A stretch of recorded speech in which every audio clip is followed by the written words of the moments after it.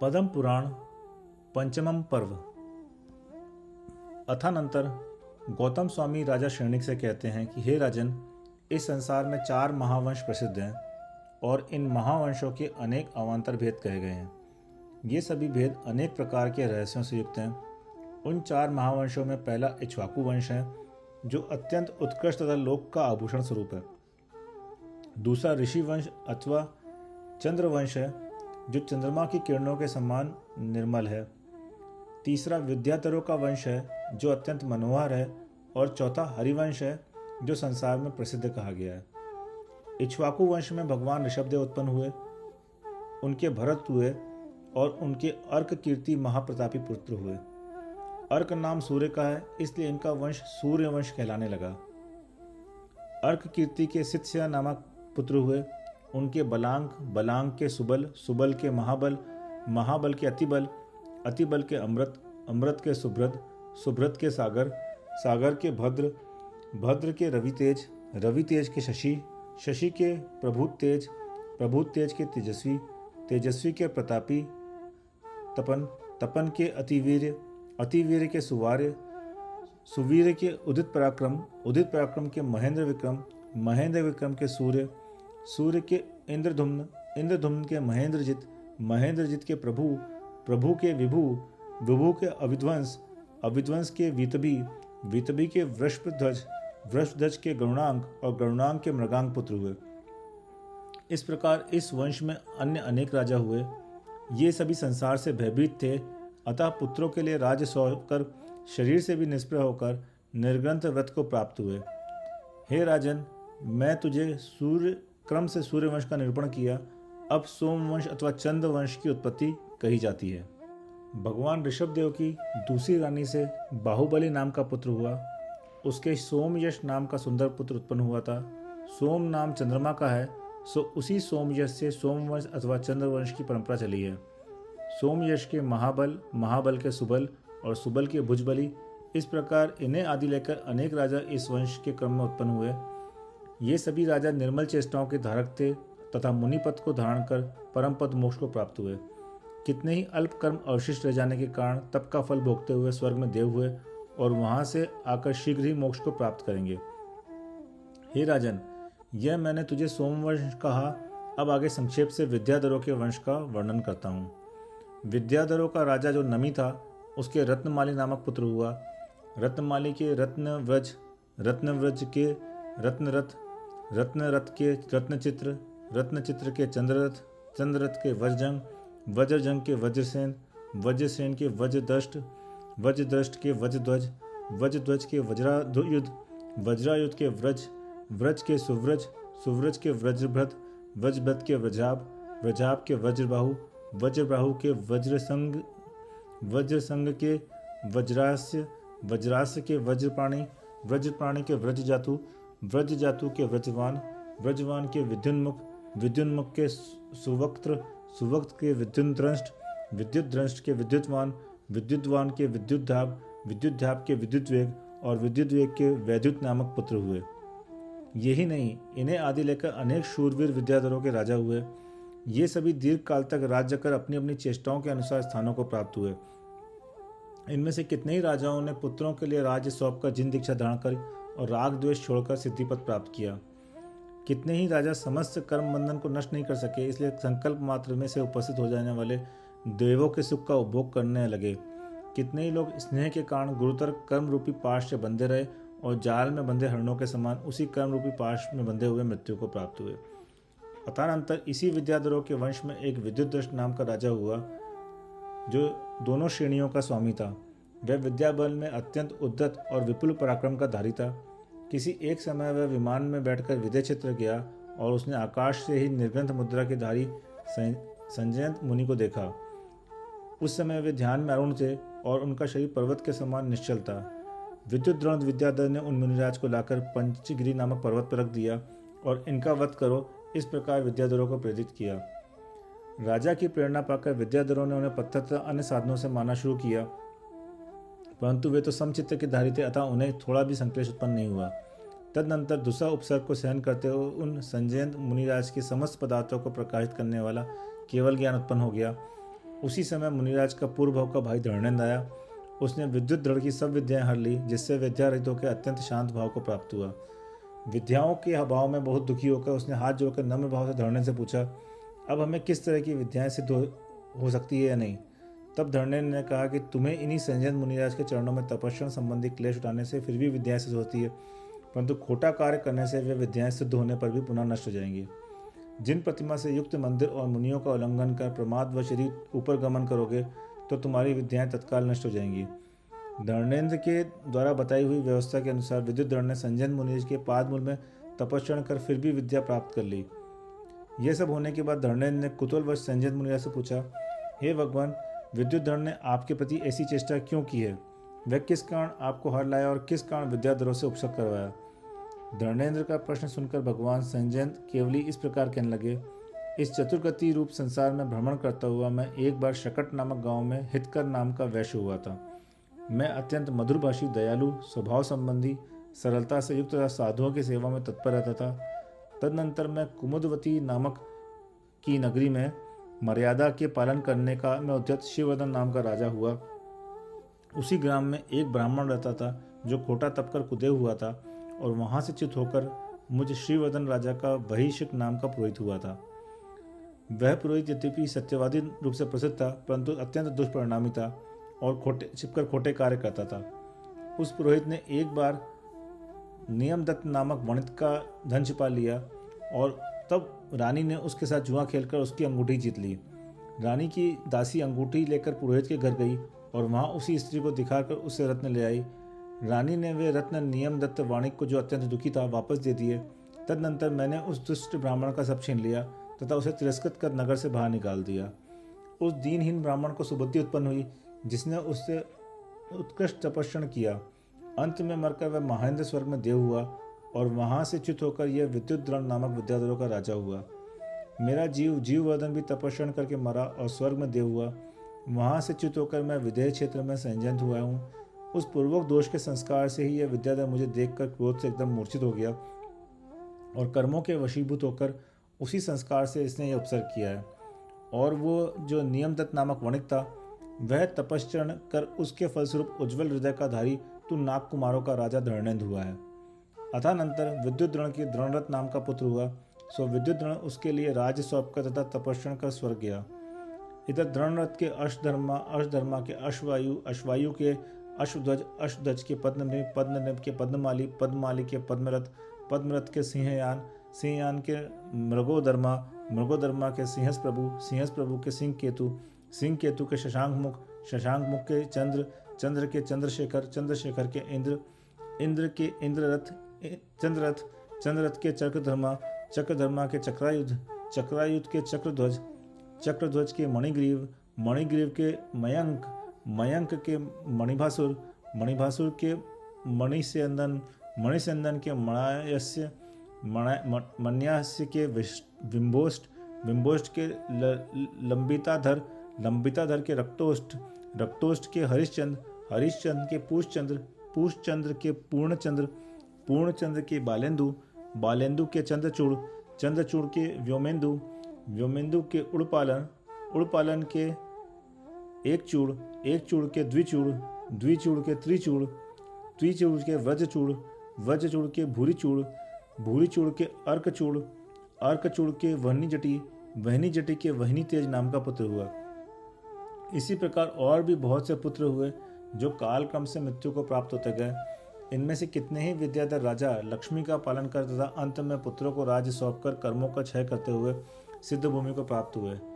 गौतम स्वामी कहते हैं, हे राजन, इस प्रकार यह विद्याधरों का वंश कहा। अब द्वितीय युग का अवतार कहा जाता है, सो सुन। भगवान ऋषभदेव का युग समाप्त होने पर इस पृथ्वी तल पर जो प्राचीन उत्तम भाव थे, वे हीन हो गए। लोकों की परलोक संबंधी क्रियाओं में पृथ्वी शिथिल होने लगी तथा काम और अर्थ पुरुषार्थ में उनकी प्रवृत्त बुद्धि प्रवृत्त होने लगी। अथानंतर इक्ष्वाकु कुंज में उत्पन्न हुए राजा जब कालक्रम से अतीत हो गए, तब अयोध्या नगर में एक धरणीधर नामक राजा उत्पन्न हुए। उनकी श्रीदेवी नाम रानी से प्रसिद्ध लक्ष्मी का धारक त्रिदशियंज नाम का पुत्र हुआ। इसकी स्त्री का नाम इंदुरेखा था। उन दोनों के जित शत्रु नाम का पुत्र हुआ। पोदनपुर नगर में व्यानंद नामक राजा रहते थे। उनकी अम्भोजमाला नामक रानी से विजया नाम की पुत्री उत्पन्न हुई। राजा त्रिदंशजय ने चित्रशत्रु का विवाह विजया के साथ कराकर दीक्षा धारण कर ली और तपस्या कर कैलाश पर्वत से मोक्ष प्राप्त किया। अथानंतर राजा जितशत्रु और रानी विजया के अजितनाथ भगवान का जन्म हुआ। इंद्रादिक देवों ने भगवान ऋषभदेव जैसा अभिषेक आदि किया था, वैसा ही भगवान ऋषभदेव का किया। चूंकि उनका जन्म होते ही पिता ने समस्त शत्रु जीत लिए थे, इसलिए पृथ्वी तल पर उनका नाम अजित नामक प्रसिद्ध हुआ। भगवान अजितनाथ की सुनैना, नंदा आदि अनेक रानियां थी। वे सब रानियां इतनी सुंदर थी कि इंद्राणी भी अपने रूप में उनकी समानता नहीं कर सकती थी। अथानंतर भगवान अजितनाथ एक दिन अपने अंतःपुर के साथ सुंदर उपवन में गए। वहां उन्होंने प्रातःकाल के समय फूला हुआ कमलों का एक विशाल वन देखा। उसी वन को उन्होंने जब सूर्य अस्त होते हुए देखा तब संकुचित होता देखा। इस घटना से वे लक्ष्मी को अनित्य मानकर परम वैराग्य को प्राप्त हुए। तदनंतर पिता, माता और भाइयों से पूछकर उन्होंने विधि पूर्वक के अनुसार दीक्षा धारण कर ली। इसके साथ अन्य 10,000 क्षत्रियों ने भी राज्य, भाई बंधु तथा सब परिग्रह का त्याग कर दीक्षा धारण की। भगवान ने तेला का उपवास धारण किया।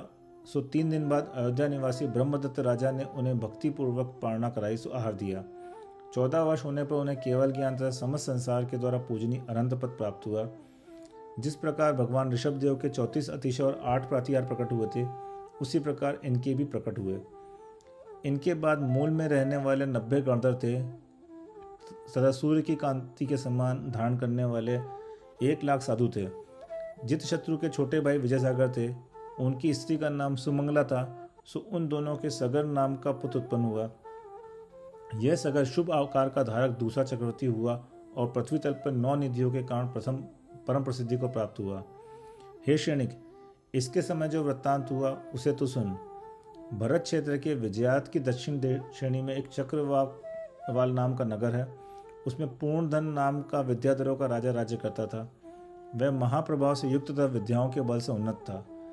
उसने विहायस्थलक नगर के राजा सुलोचन से उनकी कन्या की याचना की, पर सुलोचन ने अपनी कन्या पूर्णगन को न देकर निमित्त ज्ञानी की आज्ञा अनुसार सगर चक्रवर्ती के लिए दे दी। इधर राजा सुलोचन और पूर्णधन के बीच जब तक भयंकर युद्ध होता है, तब तक सुलोचन का पुत्र सहस्रनयन अपनी बहन को लेकर अन्यत्र चला गया। पूर्णधन ने सुलोचन को मारकर नगर में प्रवेश किया, परंतु जब कन्या नहीं देखी तो अपने नगर को वापस लौटाया। तदनंतर पिता का वध सुनकर सहस्रनयन पूर्णमेघ पर बहुत ही कुपित हुआ, परंतु निर्बल होने से कुछ नहीं कर सका। वह अष्टापद आदि अहिंसक जंतुओं से भरे वन में रहता था और सदा पूर्णमेघ के छिद्र देखता रहता था। तदनंतर एक मायामयी अश्व सगर चक्रवर्ती को हर ले गया, सो उसी वन में आया जिससे कि सहस्रनयन रहता था। सौभाग्य से सहस्रनयन की बहन उत्पलमती ने चक्रवर्ती को देखकर भाई से यह समाचार कहा। सहस्रनयन यह समाचार सुनकर बहुत ही संतुष्ट हुआ और उसने उत्पलमती सगर चक्रवर्ती के लिए प्रदान की। चक्रवर्ती ने पूर्णगर्भ को विद्याधरों का राजा बना दिया, जो 6 खंड का अधिपति था, समस्त राजा जिसका शासन मानते थे। ऐसा चक्रवर्ती सगर उस स्त्री को पाकर बहुत भारी संतोष को प्राप्त हुआ। विद्याधरों का आधिपत्य पाकर सहस्रनयन ने पूर्णगन के नगर को चारों ओर से कोट के समान घेर लिया। तदनंतर दोनों के बीच मनुष्यों का संहार करने वाला बहुत भारी युद्ध हुआ, जिसने सहस्रनयन ने पूर्णमेघ को मार दिया। तदनंतर पूर्णधन के पुत्र मेघवाहन को शत्रुओं ने चक्रवाल नगर से निर्वासित कर दिया, सो वह आकाश रूपी आंगन में भ्रमण करने लगा। उसे देखकर बहुत से कुपित विद्याधरों ने उसका पीछा किया, सो वह अत्यंत दुखी होकर 3 लोक के जीवों को सुख उत्पन्न करने वाले भगवान अजितनाथ की शरण पहुंचा। वहां इंद्र ने उससे भय का कारण पूछा।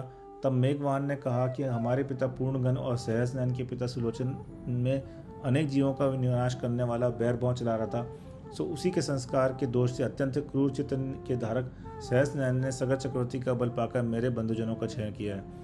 इस शत्रु ने मुझे भी बहुत भारी त्रास पहुंचाया, सो महल में हंसों के साथ उड़कर शीघ्र ही यहाँ आया हूँ। तदनंतर जो राजा मेघवाहन का पीछा कर रहे थे, उन्होंने सहस्रनयन से कहा कि वह इस समय भगवान अजितनाथ के समीप है, अतः हम उसे पकड़ नहीं सकते। यह सुनकर सहस्रनयन रोषवश सहमी चला गया और मन ही मन सोचने लगा कि देखो, मुझसे अधिक बलवान दूसरा कौन है जो इसकी रक्षा कर सकता है। ऐसा सोचता हुआ भगवान के समोषण में आया। सहस्रनयन ने जो ही दूर से भगवान का प्रभामंडल देखा, त्यों ही उसका समस्त अहंकार चूर चूर हो गया। उसने भगवान अजितनाथ को प्रमाण किया। सहस्रनयन और मेघवाहन दोनों का ही परस्पर का बैर भाव छोड़कर भगवान के चरणों के समीप बैठ गए। तदनंतर गणधर ने भगवान से उन दोनों के पिता का चरित्र पूछा। सो भगवान निम्न प्रकार कहने लगे। जम्बूद्वीप के भरत क्षेत्र में सदृतु नाम का नगर था। उसमें भावन नाम का एक वणिक रहता था। उसकी आतकी नामक स्त्री और हरिदास नामक पुत्र था। वह भावन यद्यपि 4 करोड़ द्रव्य का स्वामी था, तो भी धन कमाने की इच्छा से देशांतर की यात्रा के लिए उद्यत हुआ। उसने अपना सब धन धरोहर के रूप में पुत्र के लिए सौंपते हुए जुआ आदि व्यसनों को छोड़ने की उत्कृष्ट शिक्षा दी। उसने कहा, हे पुत्र, ये जुआ आदि व्यसन समस्त दोषों के कारण है, इसलिए इनसे दूर ही रहना श्रेष्ठकर है। ऐसा उपदेश देकर वह भावन नामक वणिक धन की तृष्णा से जहाज में बैठकर देशांतर को चला गया। पिता के चले जाने के बाद हरिदास ने वेश्या सेवन, जुआ की आसक्ति तथा मदिरा के अहंकारवश 4 करोड़ द्रव्य नष्ट कर दिए। इस प्रकार वह जुआ में सब कुछ हार गया और अन्य जुआनियों का देनदार हो गया। तब वह दुराचारी धन के लिए सुरंग लगा के राजा के घर में घुसा और वहां से धन लाकर सबसे अपने व्यसनों की पूर्ति करने लगा। अतःनंतर जब कुछ समय बाद उसका पिता भावन देशांतर से घर लौटा, तब उसने पुत्र को नहीं देख के अपनी स्त्री से पूछा, हरिदास कहाँ है। स्त्री ने उत्तर दिया कि वह सुरंग से चोरी करने गया है। तदनंतर भावन को शंका हुई कि कहीं यह इस कार्य में उसका मरण न हो जाए। इस शंका से वह चोरी छुड़ाने के लिए घर के भीतर दी हुई सुरंग में चला गया। उधर से पुत्र हरिदास वापस लौट रहा था, सो उसने समझा कि यहाँ में कोई बैरी आ रहा है। ऐसा समझकर उस पापी ने बेचारे भावन को तलवार से मार दिया। पीछे जब नख, दाढ़ी, मूंछ तथा जटा आदि के स्पर्श उसे विदित हुआ कि यह तो मेरा पिता है, तब वह दुस्सह दुख को प्राप्त हुआ। पिता की हत्या कर वह भय से भागा और अनेक देशों में दुख पूर्वक भ्रमण करता हुआ मरा। पिता पुत्र दोनों श्वान हुए, फिर शंगाल हुए, फिर मार्जार हुए, फिर बैल हुए, फिर नेवला हुए, फिर भैंसा हुए और फिर बैल हुए। ये दोनों ही परस्पर में एक दूसरे का घात कर मरे और संसार रूपी वन में भटकते रहे। अंत में विदेह क्षेत्र की पुष्कलावती नगरी में मनुष्य हुए, फिर उग तपस्या कर शतार नामक 11वें स्वर्ग में उत्तर और अनुत्तर नामक देव हुए। वहां से आकर जो भावन नाम का पिता था वह पूर्ण में एक विद्याधर हुआ, और जो उसका पुत्र था वह सुलोचन नाम का विद्याधर हुआ। इसी बैर के कारण पूर्ण मेघ ने सुलोचन को मारा है। गणधर देव ने सहस्रनयन और मेघवाहन को समझाया कि तुम दोनों इस तरह अपने पिताओं के सांसारिक दुख में परिभ्रमण को जानकर संसार का कारणभूत वैर भाव को छोड़कर साम्य भाव का सेवन करो। तदनंतर सगर चक्रवर्ती ने पूछा, हे भगवान, मेघवाहन और सहस्रनयन का पूर्व जन्म में बैर क्यों हुआ। तब धर्मचक्र के अधिपति भगवान ने उनके बैर का कारण निम्न प्रकार समझाया। उन्होंने कहा कि जम्बूद्वीप के भरत क्षेत्र संबंधी पद्मक नामक नगर में गणित शास्त्र का पाठी महाधनवान रंभ नाम का एक प्रसिद्ध पुरुष रहता था। उसके 2 शिष्य थे, एक चंद्र और दूसरा आवली। ये दोनों ही परस्पर मैत्री भाव से सहित थे, अत्यंत प्रसिद्ध, धनवान और गुणों से युक्त थे। नीति शास्त्र में निपुण रंभ ने यह विचार कर कि यदि ये दोनों परस्पर में मिले रहेंगे तो हमारा पदभंग कर देंगे। दोनों में फूट डाल दी।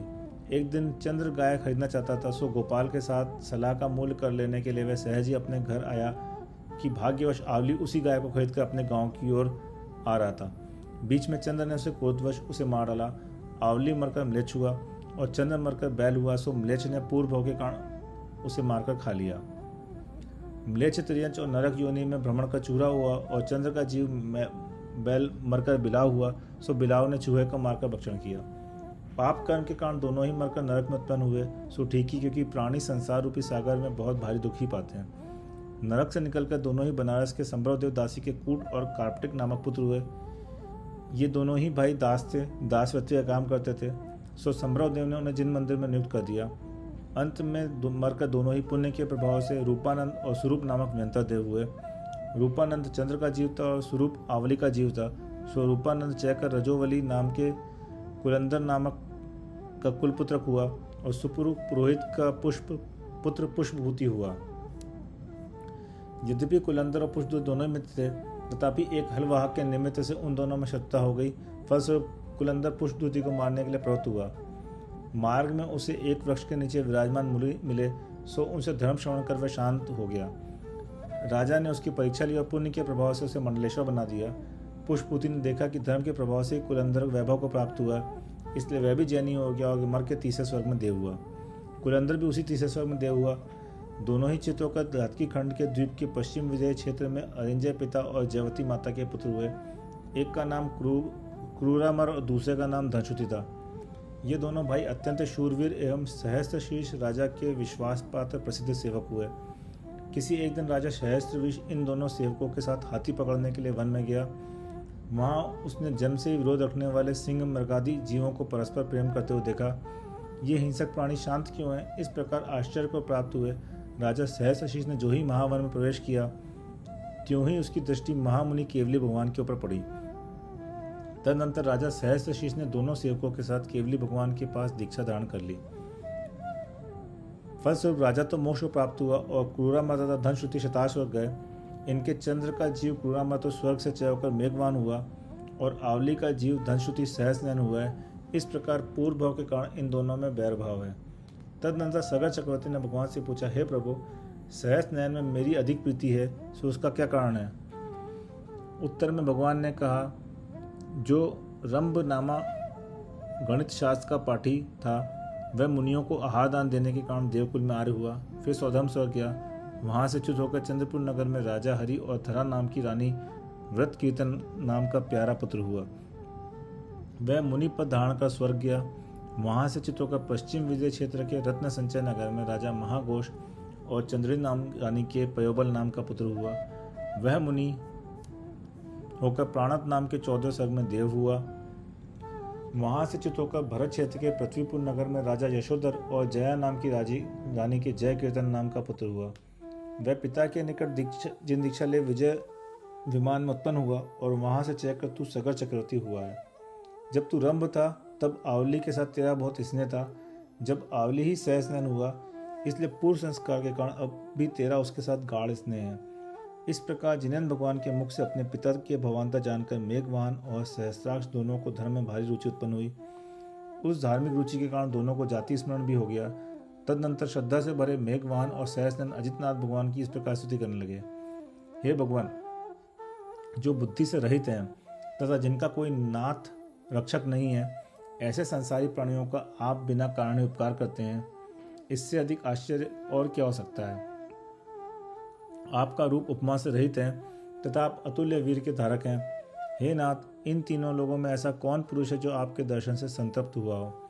हे भगवान, यद्यपि आप प्राप्त करने योग्य समस्त पदार्थ प्राप्त कर चुके हैं, कृतकृत्र हैं, सर्वदर्शी हैं, सुख स्वरूप हैं, अचिंत्य हैं और जानने योग्य समस्त पदार्थों में जान चुके हैं, तथापि जगत का हित करने के लिए उद्यत हैं।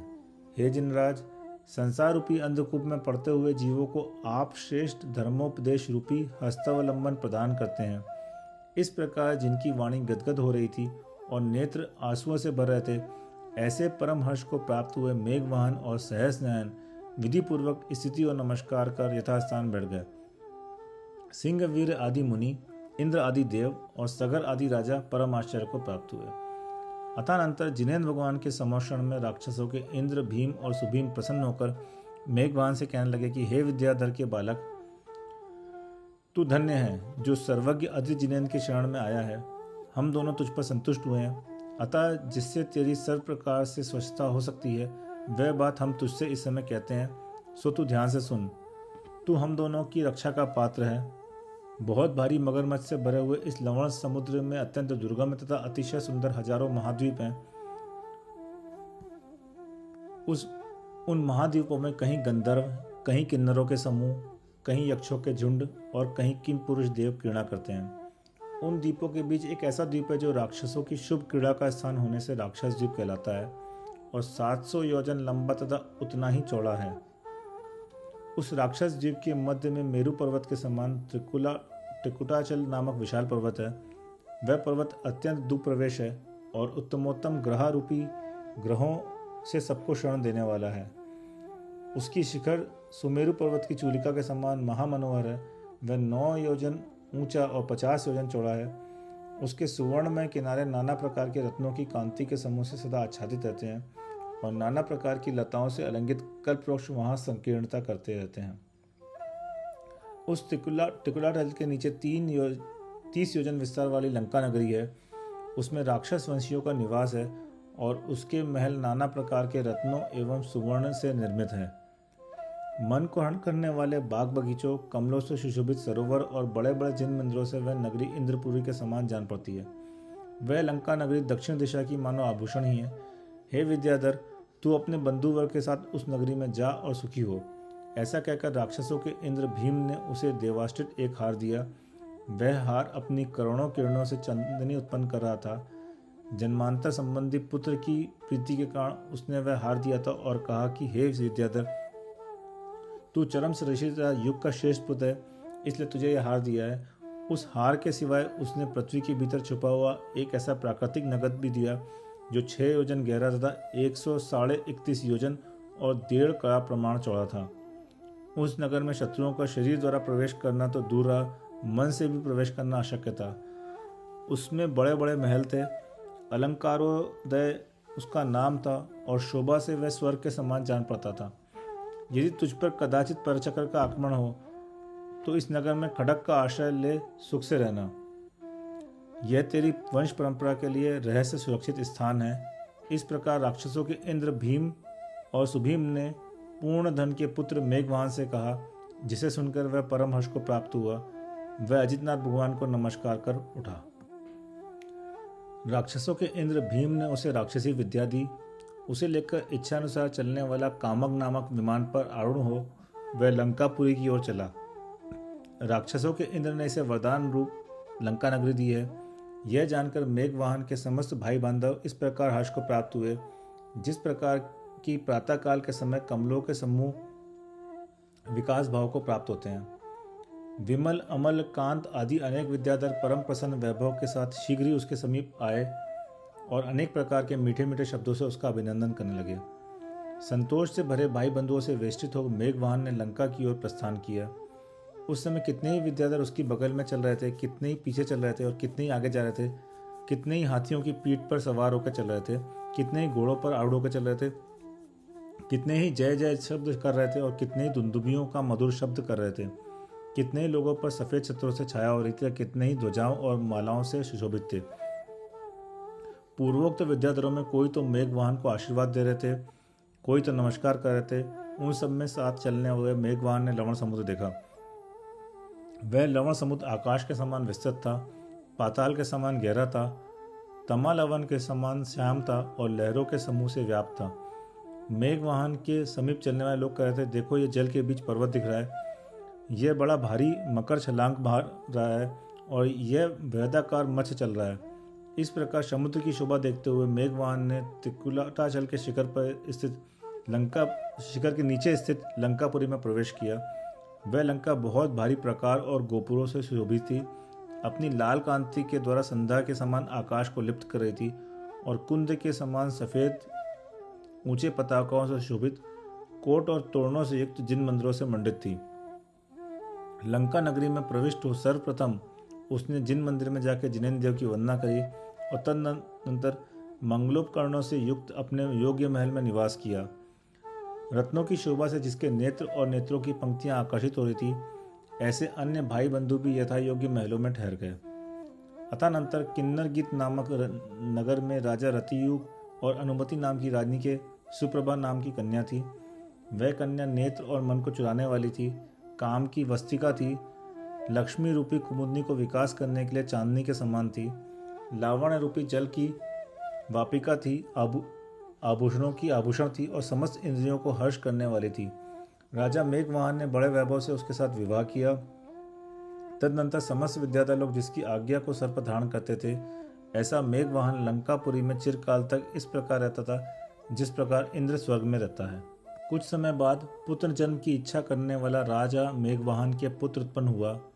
वह पुत्र कुल परंपरा के अनुसार महारक्ष इस नाम को प्राप्त हुआ। किसी एक दिन राजा मेघवाहन वंदना के लिए अजितनाथ भगवान के समोषण में गया। वहाँ वंदना कर बड़ी विनय से अपने योग के स्थान पर बैठ गया।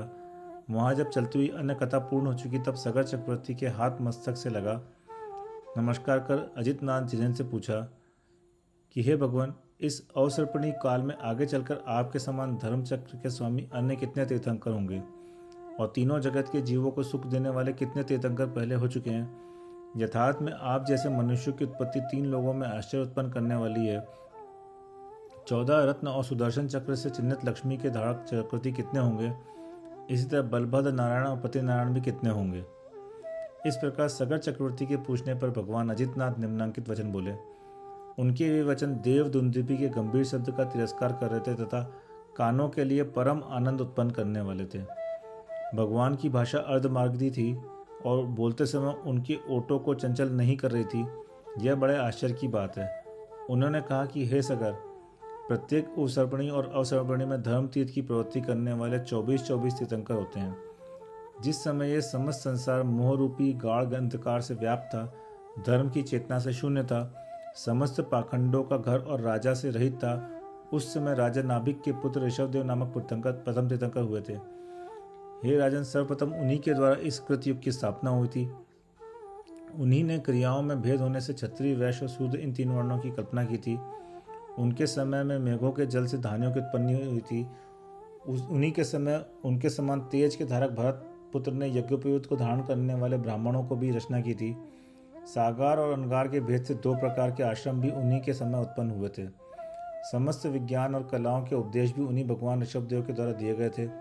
दीक्षा लेकर भगवान ऋषभदेव ने अपना कार्य किया और जन्म संबंधी दुखाग्नि से पीड़ित अन्य भव्य जीवों को शांति रूप जल के द्वारा सुख प्राप्त कराया।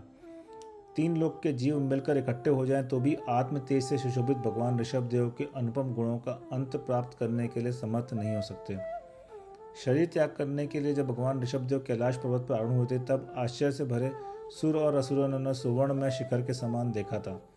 उनकी शरण में जाकर महाव्रत धारण करने वाले कितने ही भरत आदि मुनि निर्वाण धाम को प्राप्त हुए, कितने ही पुण्य उपार्जन कर स्वर्ग सुख को प्राप्त हैं, और स्वभाव से ही सरलता को धारण करने वाले कितने ही लोग उत्कृष्ट मनुष्य पद को प्राप्त हुए। यद्यपि उनका मत अत्यंत उज्ज्वल था, तो भी मिथ्या दर्शन रूपी राग से युक्त मनुष्य उसे उस तरह नहीं देख सके थे जिस तरह की उल्लू सूर्य को नहीं देख सकते हैं।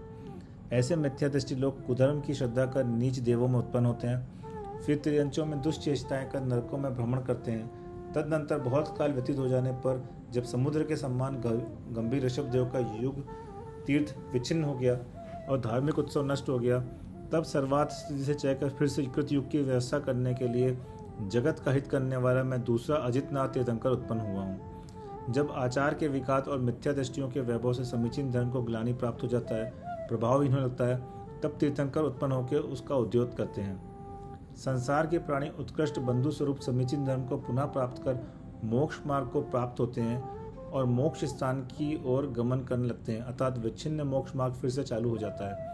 तदनंतर जब मैं मोक्ष चला जाऊंगा, तब क्रम से 3 लोकों को उद्योग करने वाले 22 तीर्थंकर और उत्पन्न होंगे।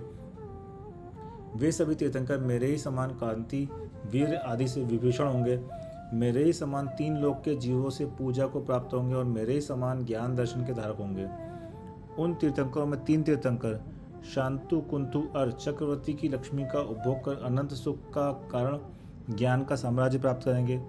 अब मैं उन सभी महापुरुषों के नाम कहता हूँ। उनके ये नाम तीनों जगत में मंगल स्वरूप हैं तथा हे राजन सगर, तेरे मन की शुद्धता करने वाले हैं। पुरुषों में श्रेष्ठ ऋषभनाथ प्रथम तीर्थंकर थे जो हो चुके हैं।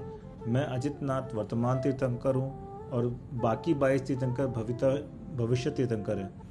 मुक्ति के कारण संभवनाथ, भव्य जीवों को आनंदित करने वाले अभिनंदननाथ, सुमतिनाथ, पद्मप्रभ, सुपार्शनाथ, चंद्रप्रभ, अष्टकर्मों को नष्ट करने वाले पुष्पदंत, शील के सागर स्वरूप शीतलनाथ, उत्तम चेष्टाओं के द्वारा कल्याण करने वाले श्रेयोनाथ, सत्पुरुषों के द्वारा पूजित वासुपूज्य विमलनाथ, अनंतनाथ, धर्मनाथ, शांतिनाथ, कुंतुनाथ, अरनाथ, मल्लीनाथ, सुव्रतनाथ, नमीनाथ, नेमिनाथ, पार्शनाथ और जिनमार्ग के धुरंधर वीरनाथ। ये इस अवसर्पणी युग के 24 तीर्थंकर हैं। ये सभी देवादिदेव और जीवों का कल्याण करने वाले होंगे। इन सभी का जन्मावतरण रत्नों की वर्षा से अभिनंदित होगा तथा देव लोग क्षीर सागर के जल से सुमेरु पर्वत पर इन सब का जन्माभिषेक करेंगे। इन सभी का तेज, रूप, सुख और बल उपमा से रहित होगा और सभी इस संसार में जन्म रूपी शत्रु का विध्वंस करने वाले होंगे, अर्थात मोक्षगामी होंगे। जब भगवान महावीर सूपी सूर्य अस्त हो जाएगा, तब इस संसार में बहुत से पाखंड रूपी जुगनू को तेज को प्राप्त करेंगे। वे पाखंड पुरुष इस चतुर्गति रूप संसार रूप में स्वयं गिरेंगे तथा मोह से अंधे अन्य प्राणियों को भी गिराएंगे। तुम्हारे समान चक्राकित लक्ष्मी का अधिपति एक चक्रवर्ती तो हो चुका है, अत्यंत शक्तिशाली द्वितीय चक्रवर्ती तुम हो और तुम 2 के सिवाय 10 चक्रवर्ती और होंगे। चक्रवर्तियों में प्रथम चक्रवर्ती भरत हो चुके हैं, द्वितीय चक्रवर्ती सगर तुम विद्यमान ही हो और तुम दो के सिवाय चक्र चिन्हित भोगों के स्वामी निम्नांकित 10 चक्रवर्ती राजा और भी होंगे।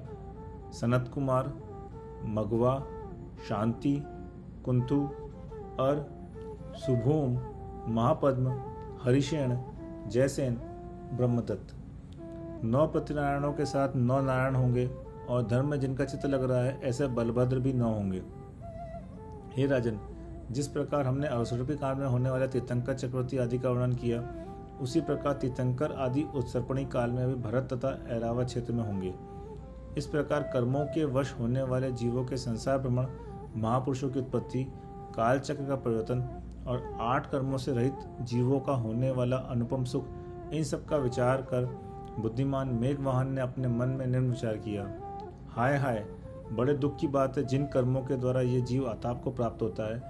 कर्म रूपी मदिमा से उत्मत्त हुआ और उन्हीं कर्मों को करने के लिए उत्साहित होता है, जो प्रारंभ में ही मनोहर दिखते हैं और अंत में विश्व के समान दुख देते हैं, अथवा दुख उत्पन्न करना ही जिनका स्वभाव है। ऐसे विषयों में क्या प्रेम करना। यह जीव धन, स्त्रियों तथा भाई बंधुओं का चिरकाल तक संग करता है, तो भी संसार में इसे अकेले ही भ्रमण करना पड़ता है। जिस प्रकार कुत्ते के पिल्ले को जब तक रोटी का टुकड़ा देते हैं तभी तक वह प्रेम करता हुआ पीछे लगा रहता है, इसी प्रकार इस संसार के सभी प्राणियों को जब तक कुछ मिलता रहता है तभी तक ये प्रेमी बनकर अपने पीछे लगे रहते हैं। इतना भारी काल बीत गया, पर इनमें कौन मनुष्य ऐसा है जो भाई बंधुओं, स्त्री, मित्रों तथा अन्य इष्ट जनों के साथ परलोक को गया हो।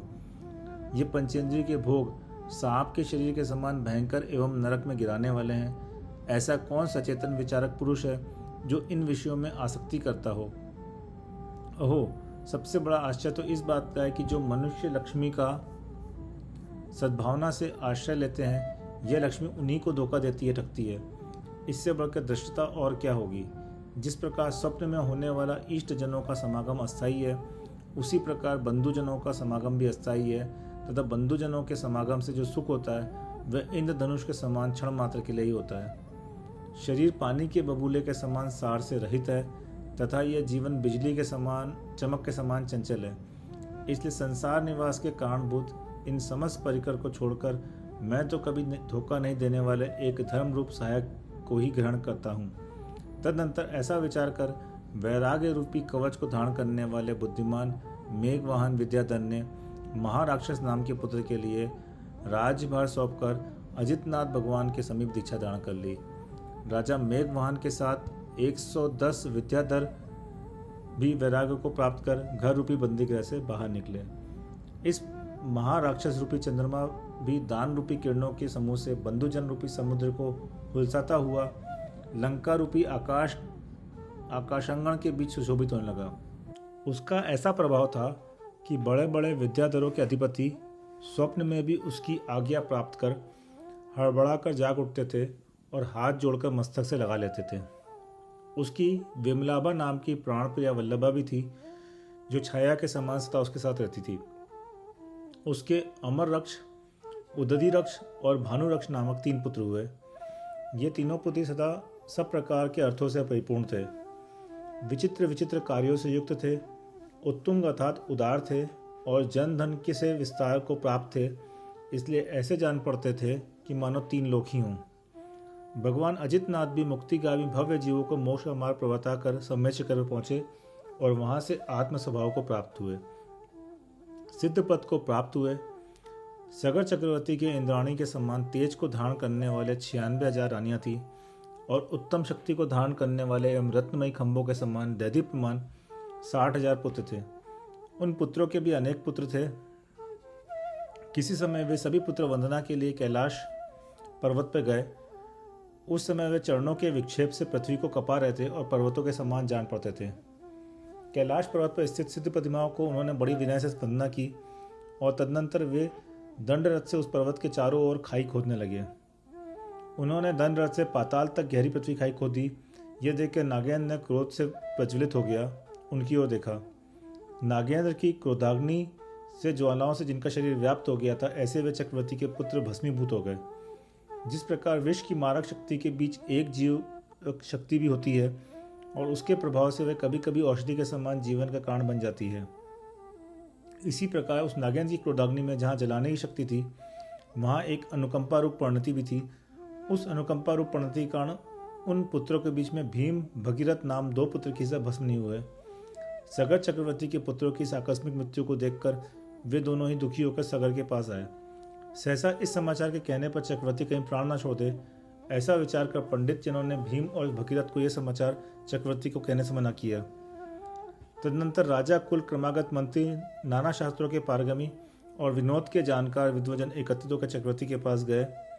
उस समय उन सबके मुख की कांति में किसी प्रकार का अंतर नहीं था तथा वेशभूषा भी पहले के समान थी। सब लोग विनय से जाकर पहले ही के समान चक्रवर्ती सगर के करीब पहुंचे। नमस्कार कर सब लोग जब यथास्थान बैठ गए, तब उनके संकेत से प्रेरित हो एक वृद्धजन ने निम्नांकित वचन कहना शुरू किया। हे राजन सगर, आप संसार की इस अनित्यता को देखो, जिसे देखकर फिर संसार की ओर मन प्रवृत्त नहीं होता। पहले तुम्हारे ही समान पराक्रम का धारी राजा भरत हो गया, जिसने इस 6 कण की पृथ्वी को दास के समान वश कर लिया था। उसके महापराक्रमी अर्क कीर्ति नाम का ऐसा पुत्र हुआ, जिसके नाम से यह सूर्यवंश अब तक चल रहा है। अर्क कीर्ति के पुत्र हुआ, उसके पुत्र के पुत्र हुआ, पर इस समय वे सब दृष्टिगोचर नहीं है। अथवा इन सबको रहने दो। स्वर्गलोक के अधिपति भी जो वैभव से दैदीप्यमान है, क्षण भर में दुख से भस्म हो जाते हैं। अथवा इन्हें भी जान दो, 3 लोक को आनंदित करने वाले जो तीर्थंकर हैं, वे भी आयु समाप्त होने पर शरीर को छोड़कर चले जाते हैं। जिस प्रकार पक्षी रात्रि के समय किसी बड़े वृक्ष पर बस कर प्रातःकाल 10 दिशाओं में चले जाते हैं, उसी प्रकार अनेक प्राणी एक कुटुंब में एकत्रित होकर कर्मों के अनुसार फिर अपनी गति को चले जाते हैं। किन्हीं ने उन पूर्व पुरुषों की चेष्टाएं तथा उनका अत्यंत सुंदर शरीर अपनी आंखों से देखा है क्या? परंतु हम उसे कथा मात्र से जानते हैं। मृत्यु सभी बलवानों से अधिक बलवान है, क्योंकि इसने अन्य सभी बलवानों को परास्त कर दिया। अहो, यह बड़ा आश्चर्य है कि भरत आदि महापुरुषों के विनाश का स्मरण कर हमारी छाती नहीं फट रही है। जीवों की धन संपदाएं, ईश समागम और शरीर, फेन, तरंग, इंद्रधनुष, स्वप्न, बिजली और बबूला के समान है। संसार में ऐसा कोई भी मनुष्य नहीं है जो इस विषय में उपमान हो सके कि जिस तरह यह अमर है, उसी तरह हम भी अमर रहेंगे। जो मगरमच्छों से भरे समुद्र को सुखाने के लिए समर्थ है, अथवा अपने दोनों हाथों से सिमोरी पर्वत को चूर्ण करने में समर्थ है, अथवा पृथ्वी को ऊपर उठाने में और चंद्रमा तथा सूर्य को ग्रसने में समर्थ है, वे मनुष्य भी काल पाकर यमराज के मुख में प्रविष्ट हुए हैं। तीनों लोकों के प्राणी इस दुर्घटनीय मृत्यु के वश हो रहे हैं। यदि कोई बाकी छूटे हैं तो जिन धर्म से उत्पन्न हुए सिद्ध भगवान ही छूटे हैं। जिस प्रकार बहुत से राजा काल के द्वारा विनाश को प्राप्त हुए हैं, उसी प्रकार हम लोग भी विनाश को प्राप्त होंगे। संसार का यह नियम है। जो मृत्यु 3 लोक के जीवों को समान रूप से आती है, उसके प्राप्त होने पर कौन ऐसा विवेकी पुरुष होगा जो संसार के कारणभूत शोक को करेगा। इस प्रकार वृद्ध मनुष्य के द्वारा यह चर्चा चल रही थी। उधर चेष्टाओं के जानने में निपुण चक्रवर्ती ने सामने सिर्फ 2 पुत्र देखे। उन्हें देख के मन में विचार करने लगा कि हमेशा सब पुत्र मुझे एक साथ नमस्कार करने आते थे, पर आज 2 ही पुत्र दिख रहे हैं और इतने पर भी उनके मुख अत्यंत दीन दिखाई पड़ते हैं। जान पड़ता है कि शेष पुत्र 6 को प्राप्त हो चुके हैं। ये आगत राजा लोग इस भारी दुख को साक्षात कहने में समर्थ नहीं है, इसलिए अन्योक्ति दूसरों के बहाने कह रहे हैं। तदनंतर सगर चक्रवर्ती यद्यपि शोक रूपी सर्प से डस गया, तो भी सभासद जनों के वचन रूपी मंत्रों के प्रतिकार साधना पाकर उसने प्राण नहीं छोड़े थे। उसने संसार के सुख को केले के गर्भ के समान निसार जानकर भागीरथ को राजलक्ष्मी सौंपी और स्वयं दीक्षा धारण कर ली। उत्कृष्ट लीला को धारण करने वाला राजा सगर जब इस पृथ्वी का त्याग कर रहा था, तब नाना नगर और सुवर्ण आदि के खानों से सुशोभित यह पृथ्वी उसके मन में जीर्ण तृण के समान तुच्छ जान पड़ती थी। तदनंतर सगर चक्रवर्ती भीमरथ नामक पुत्र के साथ अजितनाथ भगवान की शरण में गया। वहां दीक्षा धारण कर उसने केवल ज्ञान प्राप्त किया और तदनंतर सिद्धपद का आश्रय लिया, वहां मुक्त हुआ। सगर प्रकृति का पुत्र जहन का लड़का भागीरथ राज्य करने लगा। किसी एक दिन उसने शुद्धसागर मुनिराज से पूछा कि हमारे बाबा सगर के पुत्र एक साथ किस कर्म के उदय से मरण को प्राप्त हुए और उनके बीच में रहता हुआ भी मैं किस कर्म से बच गया हूँ। भगवान अजित ने कहा एक बार चतुर्विद संघ सम्मेशकर की वंदना के लिए जरा था, सो मार्ग में अंतिक नामक ग्राम में पहुंचा।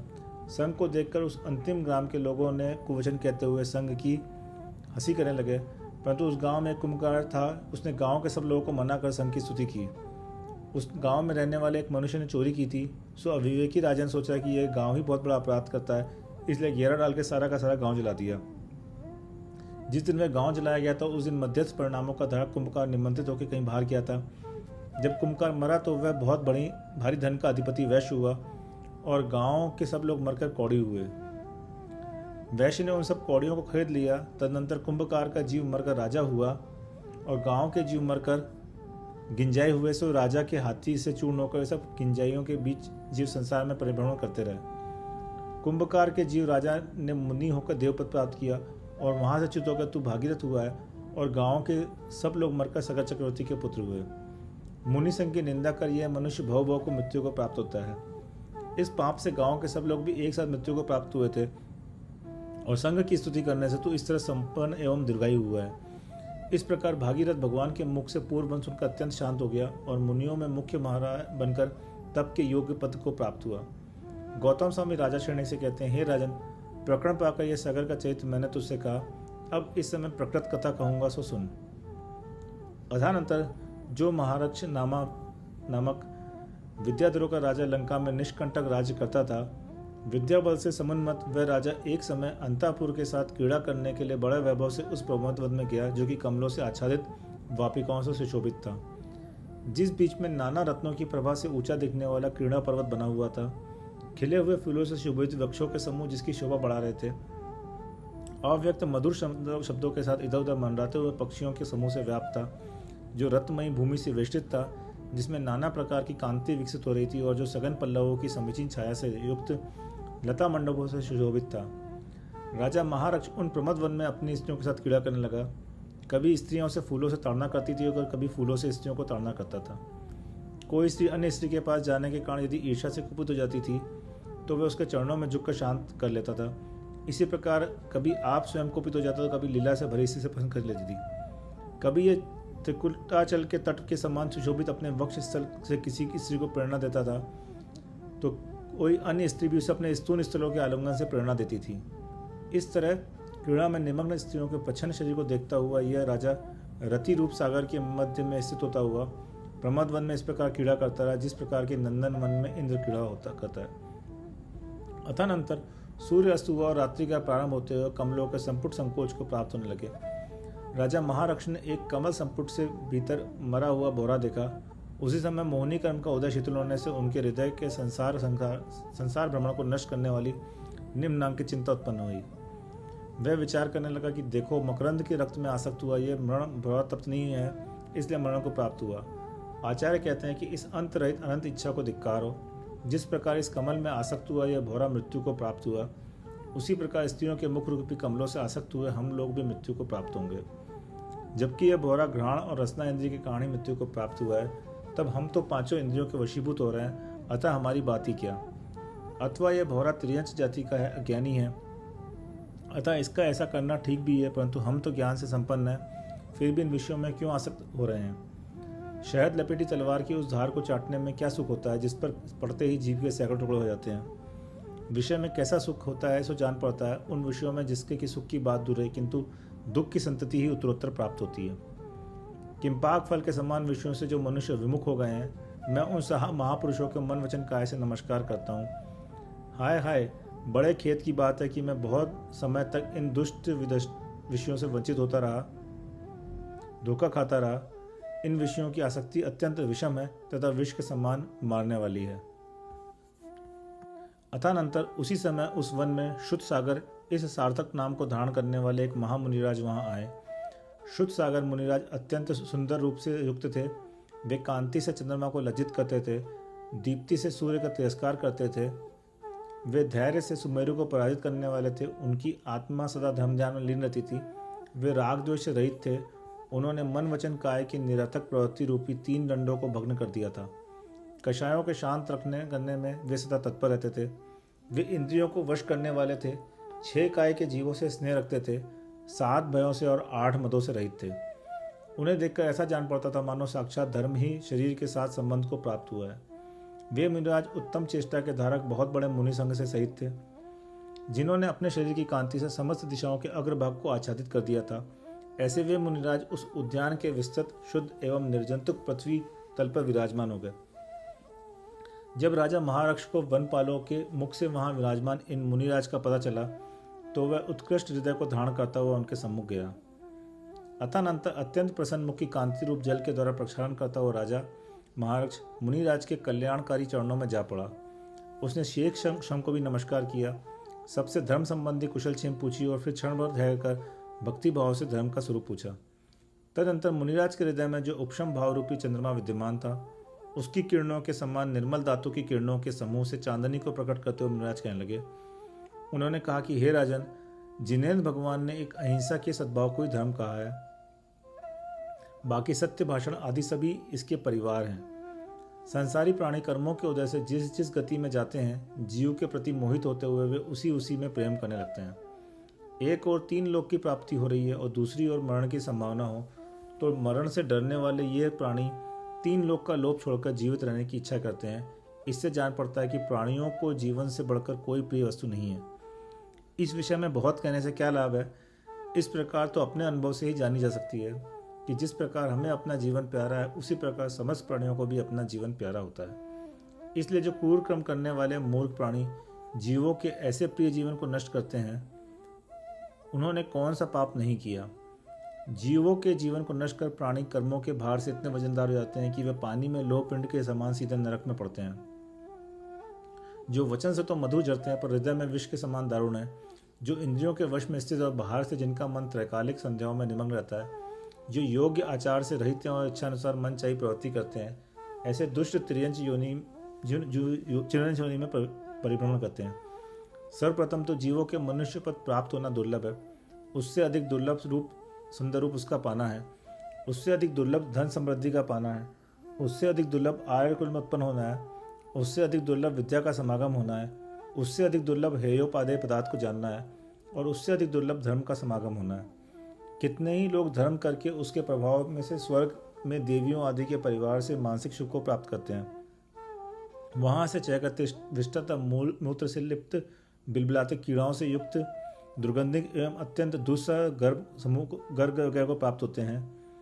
गर्भ में ये प्राणी चर्म के जाल से आच्छादित रहते हैं, पित्त श्लेष्मा आदि के बीच में स्थित रहते हैं और नाल द्वार से चित्त माता द्वारा उपभुक्त आहार के द्रव्य का आस्वादन करते रहते हैं। वहाँ उनके समस्त अंगोपांग संकुचित रहते हैं और दुख के भार से वे सदा पीड़ित रहते हैं। वहाँ रहने के बाद निकलकर उत्तम मनुष्य पर्याय प्राप्त करते हैं। सो कितने ही ऐसे पापी मनुष्य जो कि जन्म से ही क्रूर होते हैं, नियम आचार विचार से वह करते हैं और सम्य दर्शन शून्य होते हैं, विषयों का सेवन करते हैं। जो मनुष्य काम के वशीभूत होकर सम्यक से भ्रष्ट हो जाते हैं, वे महादुख प्राप्त करते हुए संसार रूपी समुद्र में परिभ्रमण करते हैं। दूसरे प्राणियों की पीड़ा उत्पन्न करने वाला वचन प्रयत्नपूर्वक छोड़ देना चाहिए, क्योंकि ऐसा वचन हिंसा का कारण है और हिंसा संसार का कारण है। इसी प्रकार चोरी, परिस्थिति का समागम तथा महापरिग्रह की आकांक्षा, यह सब भी छोड़ने के योग्य है, क्योंकि यह सब पीड़ा के कारण है। विद्याधरों का राजा महाराज मुनिराज के मुख से धर्म का उपदेश उनके वैराग्य को प्राप्त हो गया। तदनंतर उसके नमस्कार कर मुनिराज से अपना पूर्व पूछा। 4 ज्ञान के धारी शुद्ध सागर मुनिराज विनय से समीप बैठे हुए महाराज विद्याधर से संक्षेप पूर्वक कहने लगे। हे राजन, भरत क्षेत्र के पोदनपुर नगर में हित नाम का एक मनुष्य रहता था। माधवी उससे का नाम था और तू उन दोनों के प्रीति नाम का पुत्र था। उसी पोदनपुर नगर में उदयाचल राजा और हरच्छी नाम की रानी से उत्पन्न हुआ हेमरथ नाम का राजा राज्य करता था। एक दिन उसने जिन मंदिर में बड़ी श्रद्धा के साथ लोगों को आश्चर्य में डालने वाली बड़ी पूजा की। उस पूजा के समय लोगों ने बड़े बड़े जोर से जय जय शब्द किया। उसे सुनकर तूने भी आनंद विभोर होकर जय जय शब्द उच्चारण किया। तू इस आनंद के कारण घर के भीतर ठहर नहीं सका और इसलिए बाहर निकलकर आंगन में इस नृत्य करने लगा, जिस प्रकार की मयूर मेघ का शब्द सुनकर नृत्य करने लगता है। इस कार्य से तूने जो पुण्य बंद किया था, उसके फलस्वरूप तू मरकर यक्षों के नेत्रों को आनंद देने वाला यक्ष हुआ। तदनंतर किसी दिन पश्चिम विदय क्षेत्र के कांचनपुर नगर में शत्रुओं ने मुनियों के ऊपर उपसर्ग शुरू किया। सो तूने उन शत्रुओं को अलग कर धर्म साधन में सहायक मुनियों के शरीर की रक्षा की। इस कार्य से तूने बड़े भारी पुण्य का संचय किया। तदनंतर वहां से च्युत होकर तू विजयात पर्वत पर तड़ी डंगत विद्याधर और श्रीप्रभा विद्याधरी की उदित नाम का पुत्र उत्पन्न हुआ। एक बार अमर विक्रम नाम विद्याधरों का राजा मुनियों की वंदना के लिए आया था। सो तूने उसे देखकर निदान किया और मेरे भी ऐसा वैभव हो। तदनंतर महातपस्या कर तूने ईशान स्वर्ग में देव हुआ और वहां से च्युत होकर मेघवाहन का पुत्र महारक्ष हुआ है। इस प्रकार सूर्य के रथ का चक्र निरंतर परिभ्रमण करता रहता है। इसी प्रकार तूने भी स्त्री और जीवा इंद्रिय के वशीभूतों का संसार में परिभ्रमण किया है। तूने दूसरे भवों में जितने शरीर प्राप्त कर छोड़े हैं, यदि वे एकत्रित किया जाए तो तीनों लोकों में भी न समाये। जो करोड़ों कल्प तक प्राप्त होने वाले देवों के भोगों से तथा विद्याधरों के मनचाहे भोग विलास से संतुष्ट नहीं हो सका, वह तो केवल 8 दिन तक प्राप्त होने वाले सब तथा इंद्रजाल सदृश भोगों से कैसे तृप्त होगा। इसलिए भोगों की अभिलाषा छोड़ और शांति भाव धारण कर। तदनंतर मुखराज के मुख से अपनी आयु का क्षय निकटस्थ जानकर उसे विषाद नहीं हुआ, किंतु इस संसार चक्र में अभी भी मुझे अनेक भाव धारण करना है, यह जानकर कुछ खेद अवश्य हुआ।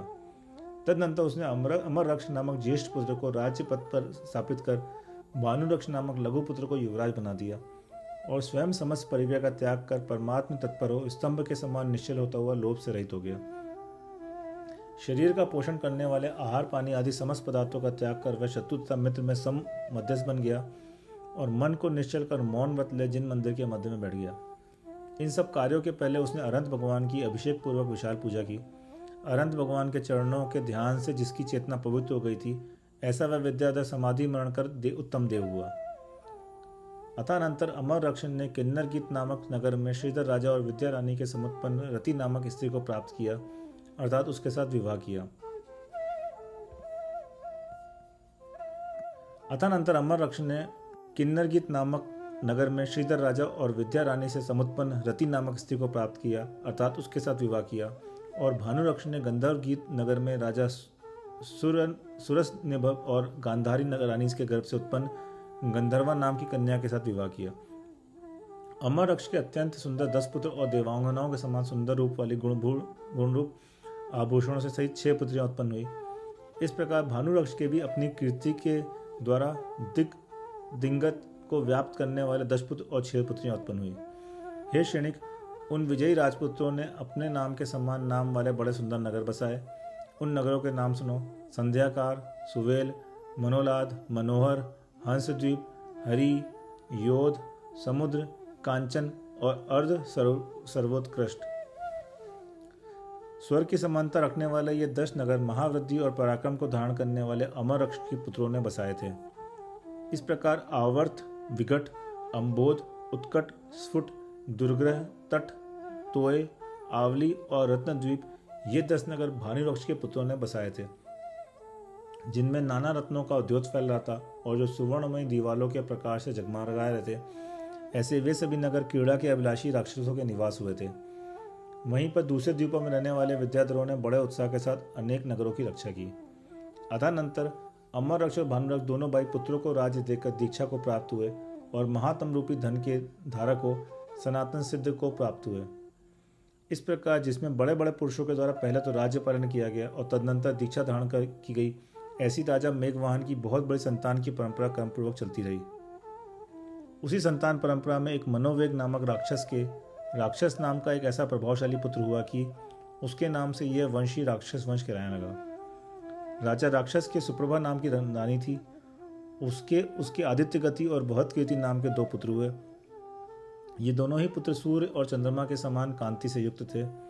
राजा राक्षस राज्य रूपी रथ का भार उठाने में वृषभ के समान उन दोनों पुत्रों को संलग्न कर तपधर स्वर्ग को प्राप्त हुए।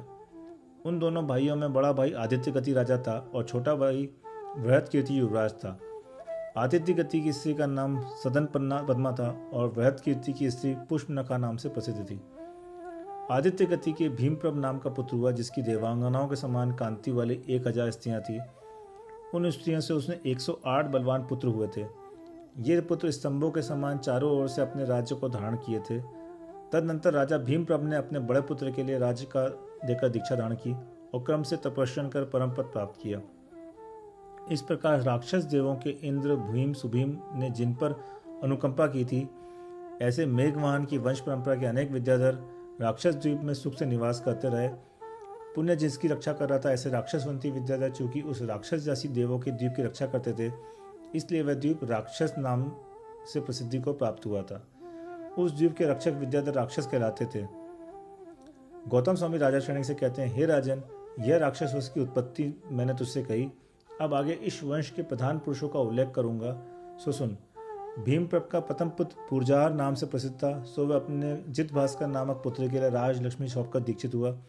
जित भास्कर संपरी कीर्ति नामक पुत्र को राजदेव मुनि हुआ और संपरी कीर्ति सुग्रीव के लिए राज्य सौंप दीक्षा को प्राप्त हुआ। सुग्रीव हरिग्रीव को अपने पद पर बैठाकर उग्र तपस्या की आराधना करता उत्तम देव हुआ। हरिग्रीव भी श्रीग्रीव के लिए राज संपत्ति देकर मुनिव्रत धारक वन में चला गया।